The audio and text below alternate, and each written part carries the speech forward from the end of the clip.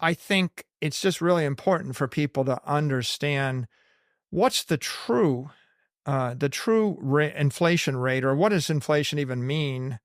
Um, what the number that matters if you want to either get wealthy or stay wealthy or live a decent life is the rate of expansion of the currency supply. And if the currency supply in US dollars is expanding at, say, 10% a year, then that means you can expect every scarce desirable asset that anybody with money in America or anybody with money with dollars in the world is going to want to buy, it's going to go up at a rate of 10% a year or more. And so if you're not actually investing, growing your cash flow, growing your assets via that number, you're getting poorer, right? You're not getting wealthier. And once you actually do that, and you do an analysis of asset classes and investing, what really pops out, which is fascinating, is the S&P index is simply tracking the currency supply of US dollars for the past 100 years. As when you invest in a diversified portfolio of stocks, you're not making money. All you're doing is preserving the capital that you had. You're not getting poor. You're not getting richer. You're just tracking sideways. You think you're getting richer in nominal terms, but in real terms, you're not. And conventional economists would say they would say real economic growth or real asset growth should be calculated using the CPI. But of course, the CPI, you could reasonably conclude, is the lowest number that any self-respecting government employed economist could possibly calculate. It is the rate at which an arbitrary portfolio of things the government thinks you should care about is going up in price. The true inflation rate, or I'd say the currency debasement rate, the monetary inflation rate, is the rate at which the supply of currency is increasing. Right, which would be about 7 to 10%. That's 7 to 10%, might even be more. I mean, you can actually trace over 100 years about 7%, but in the past 20, 30 years, it looks like more like 10% in US dollar terms.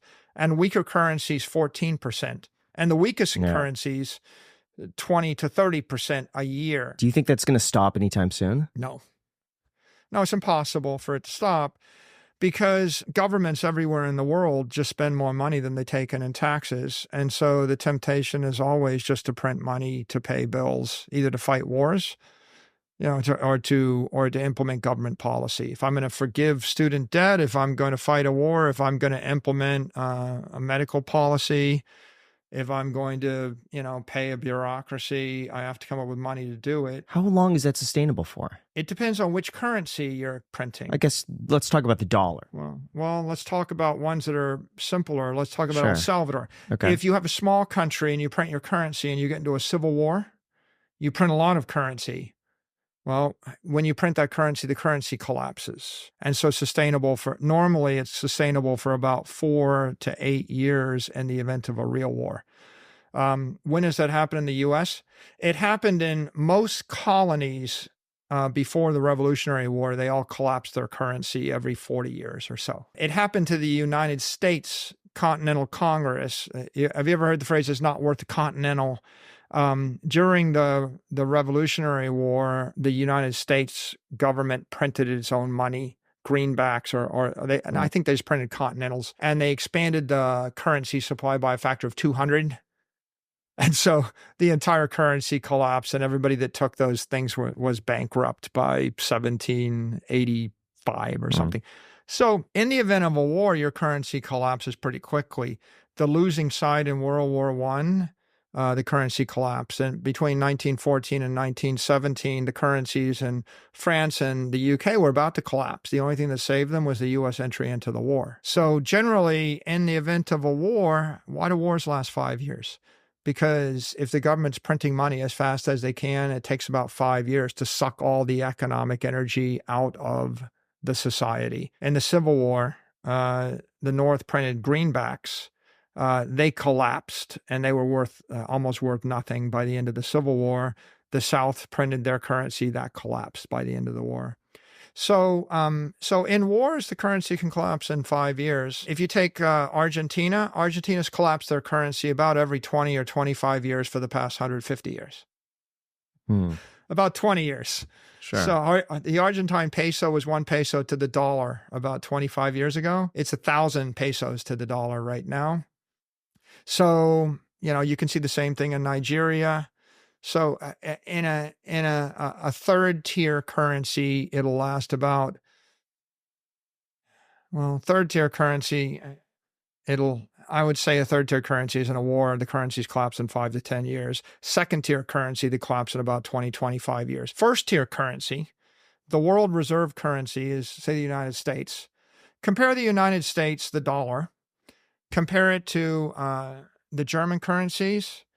The Germans have lost 2 wars, so their currencies collapsed like 3 times. Mm-hmm. How about the Japanese currency? It's collapsed, right? How about every other currency? The Russian currency, it's collapsed about 3 or 4 times. The last time it collapsed was 1998. Lebanon, it just collapsed a few years ago. U.S. won every war in the last 100 years. We are actually the strongest nation for the past 100 years. So we're the victor. We're the world reserve currency. So what has the U.S. dollar done? An acre of land in Miami Beach where I live cost $10,000 100 years ago. It cost $10 million today. Okay. Did the currency collapse? It's worth 0.1%, right? It lost 99.9% of its value. So, in fact, that's the winner, right? And how long will that go on? How long can it go on? I mean, at 7%, you can presumably do it another 30, 40, 50 years, something like that. But the world reserve currency goes to the end. It'll last until the mercantile empire fails. Where you see the fraying on the edges is you see the collapse of the Sri Lankan currency. You see the collapse of every currency in Africa, the collapse of the currency in Nigeria, the collapse of the currencies in Lebanon, the collapse of or the weakening of currencies in Turkey. You see that right now. Turkish lira has fallen by 75% against the dollar in the last 36 months. Generally, the biggest risk is in the second tier, third tier country. In a third tier country, your currency's broken, right? So what do? Normally, you actually just flip to the dollar. That's why is there so much demand for Tether, right? Stable coins. If you live in Argentina, you live in Nigeria, you live anywhere in Africa, it's like the dollar looks like a pretty good idea. Everybody knows what the dollar is. If your currency's falling 30% a year and the dollar is only falling in value 7% a year, it looks like the dollar is gaining, right? Whatever, 20, 25% a year, right? Because your currency, your economic system is so relatively weak.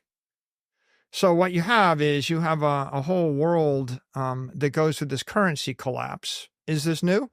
No, it's not new. If you read the history of the world, go read, there's 15,000 pages of Durant's Story of Civilization. I read it for fun. I reread it for fun.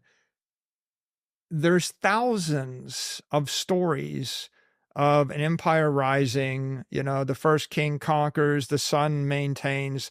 The third one in the line comes along and decides to overreach, overspend, debases the currency, bleeds the people dry, eventually can't pay the military and it collapses. And what happens is they always blame it on the barbarians. It's like the bad people that live next door, they abused us. But what really happens is every single empire in the past 10,000 years that we've got a recorded history on, they go through this dynamic of they're weak and virtuous. They struggle. They rise against another adversary. The big, strong empire becomes fat, dumb, happy. It becomes corrupted from within.